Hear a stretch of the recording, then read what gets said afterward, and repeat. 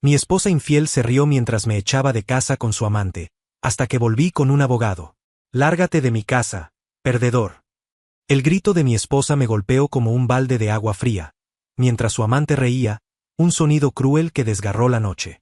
A mis 45 años, fui echado de mi propio hogar, sin dignidad, sin rumbo. Ella se carcajeaba, él escupió a mis pies, sellando así una humillación pública. La tenue luz del poste en Triana apenas lograba iluminar la oscuridad que se apoderaba de mí. Allí estaba yo, Marcos Herrera, 45 años, un dentista respetado en Sevilla, de pie en la acera de mi propia casa. Mi esposa, Ana, de apenas 37, parecía aún más imponente en el balcón, con los brazos firmemente rodeando el cuello de Julio, el mecánico. Su risa y ese sonido estridente y malicioso parecía retumbar en todo el vecindario, un coro de burla que me destrozaba por dentro. «Vas a dormir en la calle, perdedor. Ahora hay un hombre de verdad en esta casa», gritó ella. Y Julio, con aire triunfante y una mirada que decía «más vale que te largues», escupió al suelo justo a mis pies, sellando la humillación. Sabía que si me quedaba, la situación solo empeoraría. La poca dignidad que me quedaba me hizo dar la espalda y alejarme, en lugar de regalarles el espectáculo de una pelea sucia frente a todos los vecinos. En ese instante, mientras la puerta de la casa que había comprado con tanto esfuerzo se cerraba, llevándose 15 años de una vida que creí feliz, comprendí el tamaño de mi ingenuidad. Yo, el hombre que trabajaba sin parar, que construyó una vida próspera y estable, el pilar de nuestra casa, había sido arrojado fuera como un inútil, un estorbo. El dolor de la traición era insoportable, pero la rabia de una rabia fría y silenciosa comenzó a hervir dentro de mí, convirtiéndose en una promesa que no olvidaría. Mi historia en Sevilla fue construida paso a paso, con la misma precisión con la que formaba sonrisas perfectas en mi profesión. A los 25 años abrí mi primera clínica dental. Era pequeña, sí, pero cargada de sueños y una voluntad inmensa de triunfar. Fueron años de estudio duro, de sacrificios personales, de deudas que parecían no tener fin. Cada empaste, cada extracción, cada implante que realizaba con mis propias manos era un paso hacia mi objetivo: tener una vida cómoda y segura, sin depender de nadie. A los 45, mi clínica no solo era un negocio exitoso, era un nombre fuerte en Sevilla, con muchos clientes fieles y un equipo de primera, que realmente me respetaba. Todo lo que tenía la casa de 200.000 euros en Triana, el coche importado en el garaje, los viajes internacionales cada año a lugares lujosos venía de mi trabajo duro, de mi dedicación y de un compromiso inquebrantable. Era un hombre realizado, o eso pensaba. Ana llegó a mi vida cuando yo tenía poco más de 30 años y ella 22. Una mujer hermosa, de verdad, con una sonrisa que iluminaba cualquier lugar, ojos curiosos y una energía contagiosa. Me enamoré perdidamente, sin reservas. Para mí, ella era pura alegría y belleza. Vivía para complacerla. «No hace falta que trabajes, mi amor», le decía siempre, convencido de que le ofrecía lo mejor de la vida, un futuro sin preocupaciones. «Tu papel es ser feliz, disfrutar, construir nuestro hogar». Y ella aceptó ese papel con una naturalidad que yo interpretaba como confianza, cariño y la certeza de un amor eterno. Durante 15 años de matrimonio, Ana fue la reina de nuestra casa, rodeada de todos los lujos que yo podía ofrecerle, sin necesidad de pagar una sola factura, sin trabajar ni un solo día. Yo era feliz siendo el proveedor, el protector. Pensaba que eso era amor verdadero, complicidad, la base sólida de un hogar feliz. Pero ahora, su risa en el balcón me mostraba que solo estaba financiando una gran y dolorosa farsa. La casa en Triana, mi gran orgullo, la había comprado con mi propio dinero antes incluso de casarnos. Cada céntimo, cada reforma, cada mejora, venía de mi esfuerzo como profesional y dueño de clínica. La había transformado en un lugar seguro, un verdadero hogar para Ana y para mí, un sitio donde construir recuerdos felices y lealtad mutua. Nunca imaginé que vería una sonrisa tan diabólica en su rostro al echarme, transformando mi paraíso personal en el escenario de su traición y de mi peor dolor. En los últimos 6 meses, sin embargo, la reina se había convertido en un enigma para mí. El brillo en sus ojos era distinto, a veces ausente, otras con una pizca de impaciencia o irritación. El celular estaba siempre en su mano, con la pantalla hacia abajo, como ocultando algo. Susurraba en rincones de la casa, y sus salidas se volvieron más frecuentes, con excusas cada vez más débiles, que yo, en mi ceguera, aceptaba. Terapia grupal, curso de idiomas, encuentro con amigas. Cuando yo, el marido que ella empezó a llamar pesado y controlador, me atrevía a preguntar algo, ella estallaba. Necesito libertad, Marcos. Me estás ahogando con tus celos tontos. Y yo, el tonto, retrocedía, con miedo de perderla, inventando excusas para su comportamiento. El estrés, la rutina, la vida moderna, cualquier cosa menos la cruel verdad que ahora me golpeaba como un puñetazo. La vieja combi oxidada de Julio aparcada en mi entrada debería haber sido una señal. El olor a gasolina y sudor barato en la sala, la intimidad descarada de los dos, Ana sentada en su regazo como si fuera la dueña del mundo. Pero yo estaba ciego, o prefería estarlo, negándome a ver la realidad. Mi mente no lo aceptaba. Cuando Ana, sentada en el regazo de él, me saludó con esa sonrisa maliciosa, mi mundo se derrumbó por completo. Julio, un tipo que parecía sacado de una película de mal gusto, con músculos tensos y una mirada desafiante, me hizo sentir pequeño y ridículo en mi propia casa. Marcos, llegaste justo a tiempo, dijo Ana con sarcasmo. Quiero que te vayas de esta casa hoy mismo. Julio va a vivir aquí conmigo. Intenté argumentar, decir que la casa era mía, pero Julio me interrumpió, amenazante, o te vas por las buenas o te saco a la fuerza. Y Ana aplaudió, eso mismo, amor, enséñale quién manda. No hubo contacto físico, pero la amenaza y la humillación fueron golpes más duros que cualquier puñetazo. Los gritos de Ana, su indiferencia fría mientras me echaban como un perro sarnoso. Por fin libre de este inútil, gritaba desde el balcón para que todos los vecinos la oyeran. Ahora tengo un hombre de verdad. Esas palabras no dejaban de resonar en mi cabeza mientras caminaba por la calle, cargando solo una maleta pequeña con algo de ropa, sin destino, sin rumbo. ¿A dónde ir? ¿A quién llamar? Mi familia estaba lejos, y mis pocos amigos eran, en su mayoría, parejas que Ana y yo frecuentábamos, y la vergüenza me impedía acudir a ellos. Estaba solo, completamente solo en el mundo. Los 3 días siguientes fueron un borrón de desesperación y soledad. Me encerré en un hotel modesto a las afueras de Sevilla, un lugar que olía a moho y pura tristeza. La habitación, pequeña y sin gracia, se convirtió en mi celda personal. Apenas podía comer, la garganta cerrada por el nudo de angustia. Cada sorbo de agua me sabía amargo. Las palabras de Ana, la imagen de la sonrisa triunfante de Julio, la sensación del escupitajo en mis zapatos, todo se repetía una y otra vez en mi cabeza, como una película de terror. Me sentía un completo fracasado, un perdedor, tal como ella había dicho, y empecé a creerlo. En el fondo de mi mente, una vocecita comenzaba a susurrar. ¿Y si tienen razón? ¿Y si realmente no sirvo para nada? Las ganas de desaparecer, de entregarme por completo al dolor y a la vergüenza, eran enormes. Yo, el dentista respetado, el hombre que siempre había controlado la vida con precisión y disciplina, ahora estaba a la deriva, como un barco sin rumbo en medio de una tormenta sin fin. La tristeza se convirtió en un pozo profundo, y me encontré pensando en todo lo que había perdido, no solo la casa, sino la confianza, el respeto, la imagen que tenía de mí mismo como hombre. Era un vacío inmenso. Pero entonces, en medio de la oscuridad de esa noche interminable, algo empezó a cambiar. Lentamente, la tristeza y la desesperación dieron paso a una chispa, una llama fría e implacable. Yo no era un perdedor. Había construido todo con mis propias manos, con mi sudor y mi inteligencia. Tenía dignidad. Y ellos la habían pisoteado de forma cruel. La risa de Ana, el desprecio de Julio. Eso no sería el final de mi historia. Sería el comienzo de otra, una historia de redención. En la madrugada del 4.º día, con los ojos rojos de cansancio pero con una nueva claridad que me daba fuerza, tomé una decisión. No sería un acto de ira ciega, impulsiva, sino un cálculo frío, preciso, como una cirugía delicada. Iba a luchar. No solo por la casa, que era mía por derecho, sino por mi honor, por mi vida, por mi cordura. Aquel dentista ingenuo y bondadoso había muerto en la acera de Triana. En su lugar, nacía un hombre decidido a hacer justicia con sus propias manos, con la misma precisión quirúrgica con la que extraía una muela dañada. Quería que Ana y Julio sintieran el peso de la ley. Sí, pero también el peso de mi venganza, una venganza elegante e inolvidable. No me conformaría con recuperar la casa. Quería que pagaran por cada segundo de mi dolor, cada gota de mi humillación. Quería que supieran que se metieron con la persona equivocada. La partida apenas comenzaba, y yo sabía que no me bastaría una victoria cualquiera, sin gracia. Quería una victoria que Ana y Julio sintieran en la piel, en sus bolsillos y en sus almas.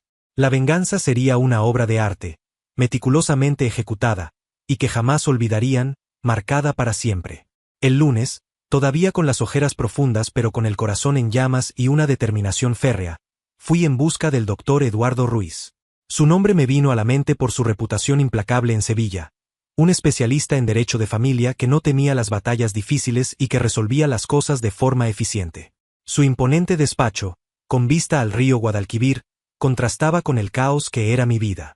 El ambiente, con libros de tapa dura y olor a cuero, transmitía una seriedad y confianza que yo necesitaba más que nunca.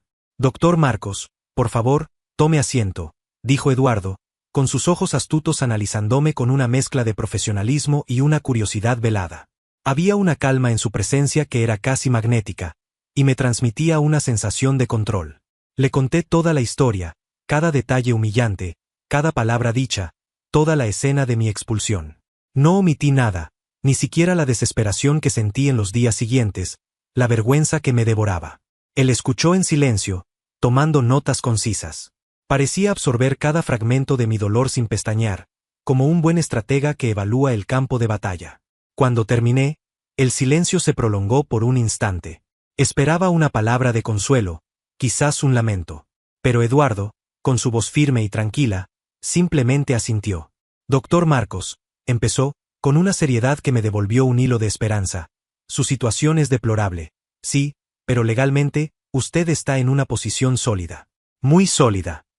Sus palabras fueron como un rayo de luz en medio de la oscuridad, el primer rayo de sol después de una tormenta.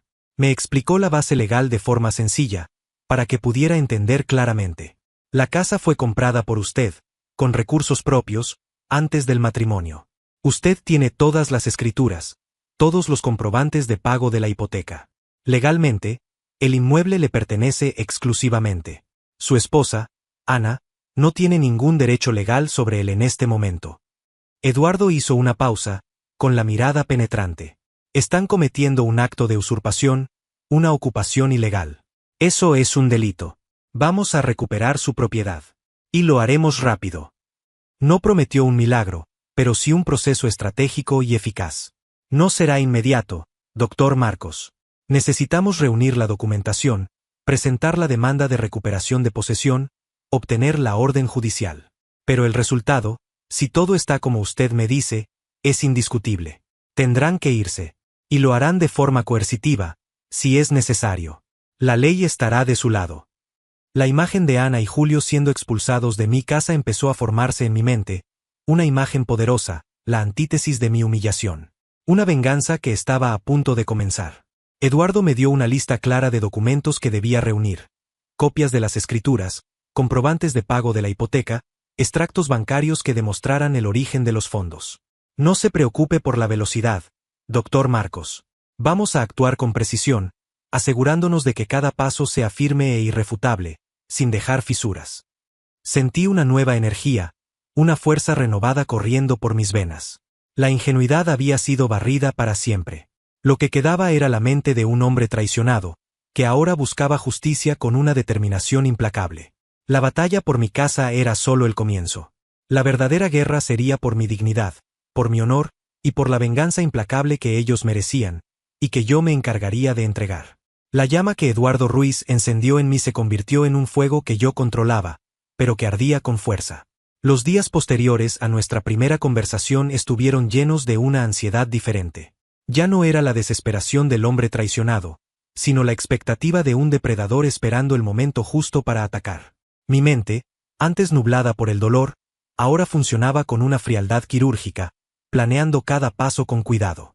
Reuní con atención cada documento que el doctor Ruiz solicitó, las escrituras originales de la casa en Triana, copias de los pagos de la hipoteca a lo largo de los años, y extractos bancarios que mostraban que el dinero para comprar la casa había salido de mí, mucho antes de que Ana apareciera en mi vida. Cada carpeta que le entregaba no era solo un montón de papeles. Era una parte de mi dignidad recuperada, un pedazo de mi historia que ellos habían intentado robarme. Eduardo, por su parte, actuó como un médico excelente, preciso y veloz. Su equipo trabajó sin descanso. En menos de una semana desde mi humillante expulsión, el proceso para recuperar mi casa ya estaba en marcha, Sorprendentemente, la orden judicial para que Ana y Julio desalojaran el inmueble ya había sido emitida. Toda la burocracia, que normalmente me irritaba, se había convertido en mi arma más poderosa. Era la ley actuando a mi favor, de forma silenciosa e implacable, lista para asestar el golpe de la justicia. Doctor Marcos, Eduardo me llamó el miércoles por la mañana, su voz tranquila pero con un tono de victoria oculto. Tenemos la orden en mano. El oficial de justicia nos acompañará a las 3 de la tarde. Es hora de que vuelva a casa.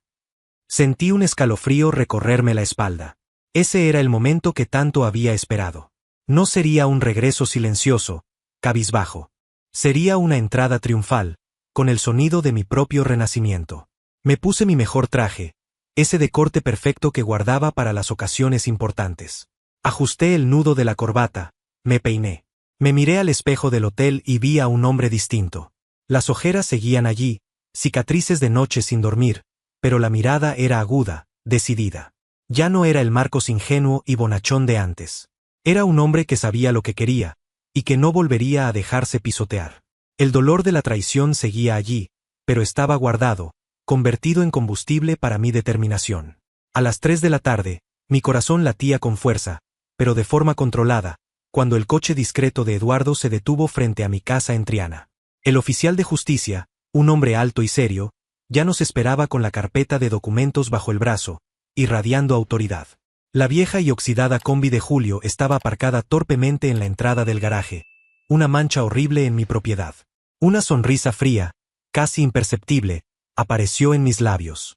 Estaban ahí dentro, disfrutando de la vida que yo había construido, en mi casa, sin la menor idea del tsunami legal que estaba por caerles encima. Tocamos el timbre. Nadie respondió de inmediato. El oficial insistió, y finalmente golpeó la puerta con tal fuerza que resonó en la calle. Escuché pasos apresurados adentro. La puerta se abrió de golpe. Era Ana, en bikini y con una bata ligera, el cabello mojado, los ojos desorbitados de sorpresa. Julio estaba justo detrás, en bermudas y con una toalla al hombro. Venían de la piscina, disfrutando la vida que yo había pagado. La escena me provocó un nudo en el estómago, pero la rabia lo disolvió en segundos, dejando mi rostro impasible. ¿Qué quieren aquí?, gritó Ana, con voz chillona, intentando cerrar la puerta como si pudiera frenar a la ley. Esta casa ya no es tuya, Marcos. Te dije que te largaras.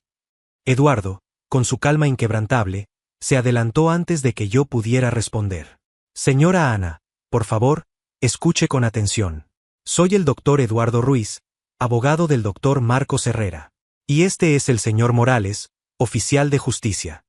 Señaló al hombre serio a su lado, que mostraba el escudo oficial. Tenemos una orden judicial de reintegración de posesión. Tienen exactamente 1 hora para desalojar la propiedad. De inmediato. El rostro de Ana se volvió blanco como el papel. Sus ojos, antes llenos de desprecio, ahora reflejaban un pánico absoluto. El maquillaje ligero de verano no podía ocultar el terror que invadía sus facciones. Julio, que hasta ese momento parecía dispuesto a enfrentarse conmigo, se puso pálido al ver los documentos oficiales en manos del funcionario. Sus músculos de mecánico no valían nada frente al poder de la ley y la frialdad de una orden judicial. Eso no puede ser verdad, murmuró Julio, la arrogancia desapareciendo de su voz, sustituida por un creciente desespero. Sí que es verdad, respondí, con una sonrisa fría y precisa en los labios que no llegaba a mis ojos. Mi voz era firme, sin una pizca de emoción, cortante como un bisturí. La casa siempre fue mía, Julio. Los invasores aquí son ustedes. Ahora les toca saber lo que se siente al ser echado. Sin llanto, sin gritos. Solo la cruda realidad. Ana estalló en un llanto desesperado, un sonido agudo y lleno de pura desgracia. Marcos, no puedes hacer esto. ¿Dónde vamos a vivir? No tenemos a dónde ir. Las lágrimas corrían por su rostro bronceado, arruinando el maquillaje. Intentó acercarse a mí, un gesto que antes me habría conmovido, pero el oficial hizo un movimiento sutil, impidiéndolo. Es su problema, Ana, dije, con una voz tan fría que parecía salida de otro hombre, sin rastro de compasión. Cuando me echaron de mi propia casa, no se preocuparon por dónde dormiría yo. Recuerdo bien tu risa. Ahora la música cambió, y ustedes son el público obligado. Julio, intentando una última jugada, carraspeó con la voz áspera. Marcos, Podemos pagar un alquiler, podemos llegar a un acuerdo. No quiero inquilinos como ustedes en mi propiedad, respondí, cortándolo sin pensarlo 2 veces. Mi casa no es un motel para amantes. Es un hogar. O lo era, antes de que ustedes lo arruinaran. No hay acuerdo. La ley es clara y mi voluntad también. El oficial de justicia intervino, con voz grave y final. 50 minutos para retirar sus pertenencias más importantes. Por cada minuto de retraso, se aplicará una multa y sus objetos serán retirados por una empresa contratada, todo a su cargo. El giro fue exactamente como Eduardo lo había previsto, y fue aún más satisfactorio de lo que había imaginado. La cara de pánico y desesperación en el rostro de Ana y Julio era un bálsamo para mi alma herida. Corrieron hacia dentro de la casa, actuando como cucarachas desorientadas bajo una luz fuerte. Ana, que antes era la reina del lugar, ahora arrojaba ropa de marca dentro de las maletas sin el menor cuidado, su belleza deshaciéndose entre el sudor y las lágrimas. Julio, el hombre de verdad, tropezaba con cajas, el sudor chorreándole por la cara, su pose de machote desmoronándose, dando paso a un terror casi infantil. Los observé desde la terraza, el mismo lugar donde Ana me había humillado días antes. Ahora el escenario era mío. Bajaban las escaleras cargando cajas torpemente, llenando la vieja combi con cosas, un espejo de la vida fácil que yo le había dado a Ana, ahora hecha pedazos. Qué lujo tener que salir corriendo de la casa ajena. Me burlé, lo suficientemente alto para que los vecinos curiosos que comenzaban a asomarse por las ventanas me oyeran. No es tan divertido ser el desalojado, ¿verdad? La realidad tiene un sabor amargo. No es así. Ana, con el rostro hinchado de tanto llorar, se detuvo en la puerta, los ojos llenos de odio y resentimiento. Eres cruel, Marcos. Cruel. Cruel, respondí, con la voz cargada de ironía. Fui yo quien te llamó perdedora. Fui yo quien se rió de tu desgracia frente a los vecinos, o se te olvidó quien me echó a la calle, Ana. Aquel eco de tu risa aún resuena en mi cabeza. Yo solo soy el reflejo de tus propias acciones. La ley de causa y efecto. No tenemos dinero para un lugar mejor, imploró, el desespero dominando sus palabras. Deberían haber pensado en eso antes de humillarme y decidir que podían robar la casa de un hombre honesto. Dije sin sentir nada, mis ojos fijos en los suyos, sin vacilar. Las decisiones tienen consecuencias, Ana. Y estas son las tuyas. Bienvenidos al mundo real, donde la cuenta siempre llega. Desaparecieron dentro de la vieja combi de Julio, que arrancó con fuerza, levantando una nube de polvo y vergüenza por la calle. La casa estaba vacía, pero no vacía de recuerdos. Ahora estaba llena de una nueva promesa. La promesa de mi propia libertad y de la continuación de mi venganza. Entré en la casa. El olor del perfume barato de Ana y el olor a grasa de Julio aún estaban ahí, un recuerdo asqueroso de la invasión. Abrí todas las ventanas, dejando entrar el aire fresco de Sevilla, barriendo la suciedad que ellos habían dejado. Caminé por cada habitación, y a cada paso sentía el alivio de estar de vuelta en mi lugar. Pero la satisfacción no era total. La casa estaba limpia de ellos, pero la humillación aún vivía en mí. Había ganado la primera batalla, pero la verdadera guerra aún no había terminado. En los días siguientes, Eduardo comenzó con los papeles del divorcio. Doctor Marcos, me aseguró, como la casa está a su nombre desde antes del matrimonio y no hay hijos, Ana no tendrá derecho a bienes importantes ni a pensión alimenticia. Su situación es legalmente perfecta. Eso fue música para mis oídos. No solo la casa, sino todo mi dinero, ganado con tanto esfuerzo, estaba protegido. Había blindado mi futuro. 2 semanas después, saliendo a almorzar cerca de la clínica, vi una escena que me hizo detenerme y observar desde lejos. En el centro de la ciudad, Ana y Julio. Ella, visiblemente más delgada, con ropa sencilla que jamás la habría visto usar, cargando bolsas de un supermercado barato. Julio, cabizbajo, caminaba a su lado empujando un carrito de compras, claramente incómodo con la situación. El coche importado de Ana, símbolo de su estatus, había sido retirado por la concesionaria, resultado de meses de atraso en los pagos que yo, en mi ingenuidad, no había notado, o que simplemente ella no pagaba esperando que yo lo hiciera. Estaban a pie, entre la multitud, casi irreconocibles en su nueva y dura realidad. Cuando me vieron, el pánico en sus ojos fue inmediato. Intentaron cambiar de dirección, apurando el paso para desaparecer entre la gente, pero fui más rápido. Hola, exinquilinos de mi casa. Saludé en voz alta, con una sonrisa que no llegaba a mis ojos pero rebosaba ironía. Mi voz cortó el bullicio de la calle, llamando la atención de algunos transeúntes. ¿Cómo va la vida de alquiler, Ana? Julio, los trabajitos alcanzan para mantener a tu reina. Parece que el cuento de hadas se volvió pesadilla. No. Salieron corriendo, casi huyendo, los rostros enrojecidos de vergüenza, sin atreverse a responder ni a mirarme. No tuve que hacer nada más allí. La humillación pública, aunque breve, fue un condimento más en mi venganza. Era solo el comienzo. Había recuperado mi casa, mi dignidad comenzaba a levantarse. Pero Ana, la que se rió de mí en la terraza, y Julio, el que escupió a mis pies, aún tenían mucho por caer. Y yo estaba listo para ver cada segundo de eso. La imagen de Ana y Julio tambaleando con bolsas del supermercado barato, los rostros manchados por la vergüenza, quedó grabada en mi mente. No como un mal recuerdo, sino como una señal, el inicio de una nueva etapa. Fue apenas un saborcito de la justicia que yo quería. Había recuperado mi casa, protegido mi dinero con la ley. Pero la venganza que ellos debían sentir en lo más profundo del alma, esa que se pega y no se va, aún no estaba completa. Mi dignidad había sido pisoteada, y yo quería que ellos probaran un poco del dolor que me había consumido. En los meses siguientes, la vida de Marcos Herrera resurgió de las cenizas de aquella traición. Mi clínica estaba en auge como nunca antes. La energía que antes gastaba intentando entender a Ana, intentando llenar su vacío con lujos y caprichos, ahora se volcaba en mi trabajo y en mí mismo. Amplié la clínica con un nuevo piso, contraté más dentistas y asistentes, e invertí en equipos de última generación. Mis pacientes y mi equipo notaban la diferencia en mí. Un Marcos más enfocado, más tranquilo, más feliz. La presencia tóxica de Ana había sido eliminada de mi vida, y el aire a mi alrededor ahora era más liviano, más puro, como la brisa fresca que viene del río Guadalquivir. Volvía a vivir en mi casa en Triana, pero también ella había cambiado. Cambié la decoración, pinté las paredes con colores claros, colgué algunos cuadros modernos que representaban bien mi nuevo comienzo. Ya no era nuestra casa, sino mi refugio personal, un santuario de paz que había conquistado. Sin susurros, sin mentiras, sin falsedad, el silencio de la casa ahora era una bendición, no una prisión de recuerdos dolorosos.